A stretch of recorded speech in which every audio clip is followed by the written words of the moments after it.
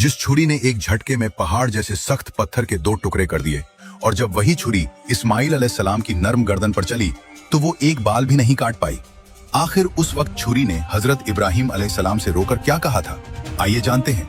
ये बात उस वक्त की है जब एक रात हजरत इब्राहिम अलैहिस्सलाम को ख्वाब में अल्लाह का हुक्म हुआ कि ए इब्राहिम, अपनी सबसे प्यारी चीज अल्लाह की राह में कुर्बान करो।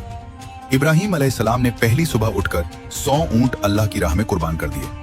अगली रात उन्हें फिर वही ख्वाब आया, अपनी सबसे प्यारी चीज कुर्बान करो।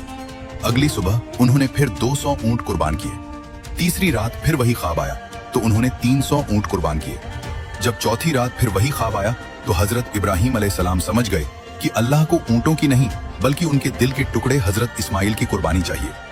इब्राहिम अलैहिस्सलाम ने अपनी बीवी हजरत हाजरा से कहा कि इस्माइल को अच्छे कपड़े पहनाकर तैयार कर दो, आज हमें एक सफर पर जाना है। माँ हाजरा ने हजरत इस्माइल को नहलाया, खुशबू लगाई, बेहतरीन लिबास पहनाया और मुस्कुराते हुए अपने शौहर के साथ रवाना कर दिया। हजरत इब्राहिम अलैहिस्सलाम ने अपने साथ चुपके से एक रस्सी और एक बेहद तेज छुरी रख ली थी। जब दोनों मिना के मैदान की तरफ बढ़ चले तो शैतान इंसानी शक्ल में आया और माँ हाजरा से बोला, तुम्हें पता है इब्राहिम, तुम्हारे इकलौते बेटे को कहाँ ले गए हैं? वो उसे ज़ब्ह करने ले गए हैं। हजरत हाजरा ने कहा, एक बाप अपने बेटे को क्यों मारेगा? तो शैतान बोला, ये अल्लाह का हुक्म है। ये सुनते ही माँ हाजरा ने कहा, अगर ये मेरे अल्लाह का हुक्म है तो मेरी और मेरे बेटे की 1000 जानें भी अल्लाह पर कुर्बान हैं। माँ से मायूस होकर शैतान इस्माइल अलैहिस्सलाम के कान भरने लगा।